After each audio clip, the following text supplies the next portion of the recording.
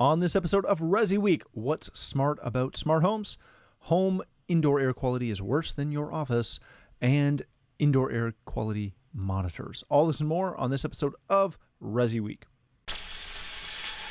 The network for the AV industry. What are you listening to? This is AV. This is AVNation. This is AVNation. This is ResiWeek, episode 317. I love this job.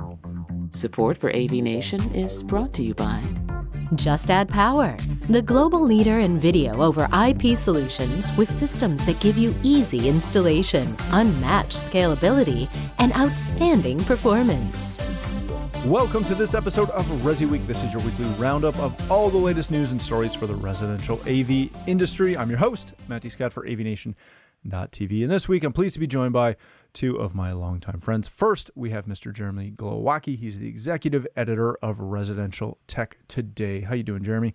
I'm doing well. You know, I'm fighting a non-COVID cough, so I apologize if I don't get to the cough button fast enough. But right. Can you have a cough that isn't COVID? I don't think that's it's weird.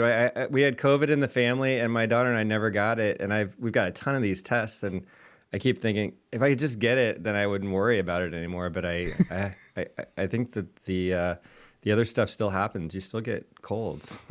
Oddly. That's what I'm told. Well, I'm glad you're joining us, and hopefully you won't cough too much through it. I have a cough button. I think I do which too. Which is fantastic. Yeah, I think I need to find that. Great. It's great. And today's a special day because you're going to get to meet my producer, Mitchell Tulin. He is the producer of my show and Tim's shows, and pretty much the head producer of every show here on AVNation. Mitchell, how you doing, bud? Oh, it's great. Thanks for having me. Finally, first time caller, long time watcher. It's good. Long time watcher. I'm happy to be here, and I'm excited. It's first and last show probably, and no, we're gonna make this like a monthly thing. It'll be great. Mitchell, I feel like, when I've got a podcast coming up with you guys, that there's a lot of pressure because I know you choose the stories. And if sometimes I'm a guest and there's no story from Residential Tech Today, I feel like, man, I didn't make the cut with Mitchell. I got to work harder and better and all that stuff. I got to write better. That bias ends up where I'm like, Jeremy's here. I should probably choose a Res Tech thing. Then it's really bad when you don't, because you know that there's just not anything good that week. So, but thankfully there's one story. So what you're figuring out, if you're listening and or watching, is that if you want to get a story on the show, don't send it to me. Send it to Mitchell, because he's the one who finds everything for us. All right, gentlemen, let's kick this off. And I'll give Mitchell a fun disclaimer as well. He's worked with us at AVNation for what, 5 years now? 3 years? It just seems like 5, Matt.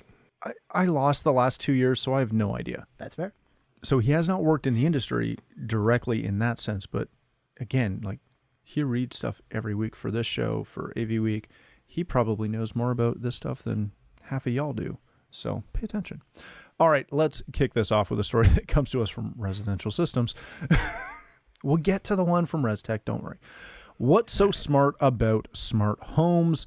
A look at what consumers expect from their smart homes and how custom installers can expand their views. Read through this article. It actually is a really good thought provoker. There's some really good quotes in here from Ian Bryant, as well as Peter Aylett and Rich Green, a couple of gentlemen who are involved with CD in a couple of different ways, talking about what the user perception is of a smart home and what actually makes a smart home. And as you can imagine, it's going to differ depending who you talk to. Jeremy, I want to start with this with you on this. Sorry, I'm having a day. Does this highlight the fact that everything is so subjective to the people involved? My view on what a smart home is going to differ from yours and Mitchell's and every single one of my clientele. Their definition is going to change depending on what they've read, heard about, saw on TV, listened to me drone on about, et cetera, et cetera. Does this just go to highlight that every user expectation is going to be different, and as an integrator, as an industry, we have to recognize that the majority of those opinions honestly are valid? Well, yeah, I mean, you have to understand going in that folks may even have a resistance to something being called a smart home, because it seems like your home is going to be smarter than you in a bad way. Like it's going to go off the rails and start doing things you don't want it to do at the wrong times of day or whatever. Something as simple as lighting control. We've got a product in our industry that we've kind of all been playing with. It's pretty new, called Oro. It's a kind of a smart lighting product. It started as a DIY product, and then they realized it wasn't really a good fit for DIY, so they're embracing the CEDIA channel, custom integration business. And first time I installed it, my wife really didn't like the sensor sort of aspect to it. She didn't really want it to turn on when she was going to the bathroom at night and the lights came on, and it was only because I hadn't properly set it up yet and told it not to turn on in certain times. But I think when things start happening that you aren't expecting, or it's out of the routine, you start to kind of get a little reluctant to have this quote unquote smart home. But it's become kind of the lexicon that we've had to lean on, the most common thing. No one really says integrated home outside of our custom integration industry. Like the most average consumers don't talk like that. And this article is really good about that, saying it's so hard to really spell out what this industry should be called. And so you just kind of fall back on something like smart home. And it does mean a lot of different things to different people. What I really liked about this, a couple of the comments, is that what it's evolved into, it's not the Jetsons anymore. It's not like automatically walking your dog or something like that.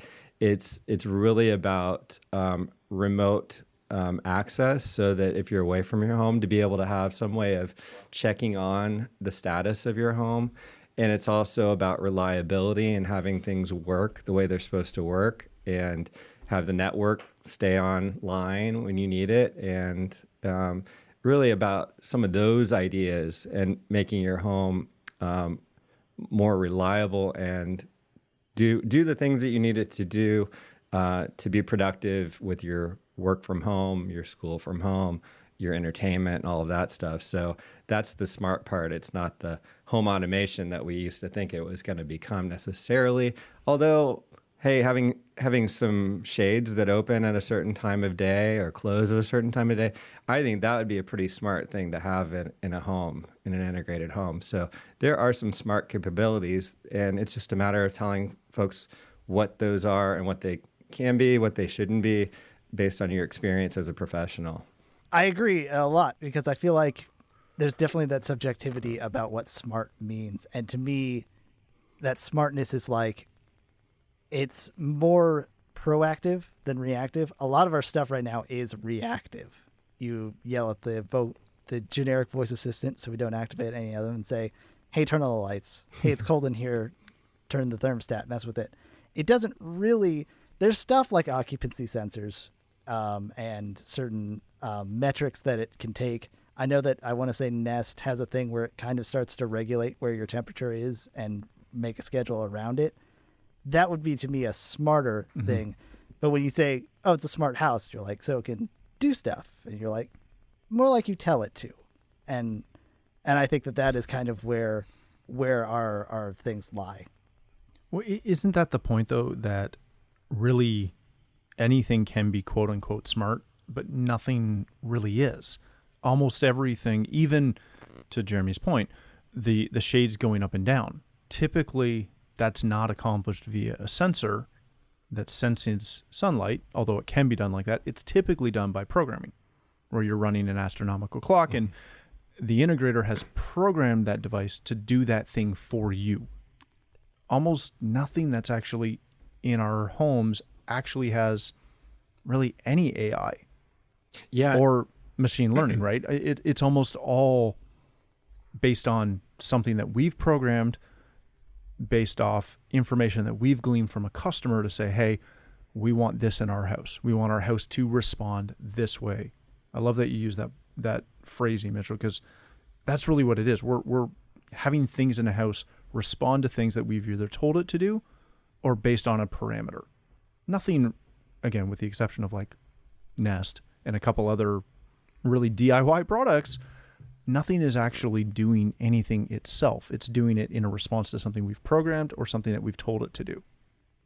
Yeah, and that's why I kind of thought of that Oro example, because they really are promoting the AI aspect of it. Mm-hmm. And when I first got it, I kind of turned off all of those features because I kind of a little freaked out about it. I didn't know if I liked. My wife hated it. It's always a thing where you're like, I know better than you, house. I live here. Yeah, I just didn't trust that it was going to actually. And I've had to, just because I had to review it, I had to kind of try it out and let those features work. And I'm not sure I'm convinced that it's working yet. It's still hard to decide if it's learned some of my routines quite yet. I feel like it is. I feel like when I walk into a room now at night that it doesn't turn on 100% when it's turned off from lack of activity. So that's kind of cool, because what would happen is I'd walk into my office, because it's where I have one of the dimmers back here, and it would go 100% when I'd come in to grab a charger cable or something off my desk. And I was like, yeah, I don't have my lights 100% anywhere in the house at like 9 p.m. Yeah. So I would hit it down a notch, trying to train it. And now I feel like when I come in, it comes on at like 80%. So that's cool. It's starting to learn some routines. But then there's a time when you need it 100%. It's like, it's never going to read your mind. It's never going to be perfect. So there's still things that are weird. I think that's the hardest thing with anything that is quote unquote an automated home, a smart home. The number of sensors and data pieces you're going to need for it to understand that, hey, when I'm running, to your point, running downstairs to grab something out of the fridge versus running downstairs to watch a movie. Nothing can figure that out unless I'm an incredible creature of habit and run downstairs at 6 o'clock to grab something out of the fridge to help, my wife make dinner every single day.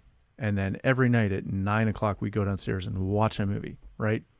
Those are like, I think we're asking way too much of most smart devices. Yeah, and I mean, real quick though, like what would be, other than lighting control, where I guess you're trying to save a little bit of energy, like you're really like just nodding. I love having control for lighting control where I have it set to a scene for that time of night. Night mode dims down certain rooms, but I still want the rooms lit. I want lighting throughout the house still. Don't want things just to turn off when I'm not in the room. What other, I guess, heating and air conditioning, HVAC stuff? Curious from an integration standpoint, Matt, what would you think could be automated? Blinds and lights are the big ones. HVAC is huge. There's all kinds of things. Like we've had clients where we've, again, programmed things, but we program, TVs in the office to come on at 5:30 to, business news or CNBC or, whatever it is, because they're day traders and they want that to happen. We've got, so there's a variety of things, but, typically it's not like, I don't want to walk around my house and have stuff just randomly happening. Yep. There are certain things that I want to happen, but, and I've said this a couple of times on the show, we've taken our voice assistant out of the house and it's been awesome. And I have an industry one that's behind me that's still in a box that I need to take out and play with. But I really love not having something yelling at me in my house. Mm-hmm. Yeah. It's been great. It almost is like the perception is there. You have the smart, and of course people go with what it is. So in a way, integrators are the greatest showmen in that it's a lot of smoke and mirrors, and it's a lot of very calibrated things. And that's just what we have to do.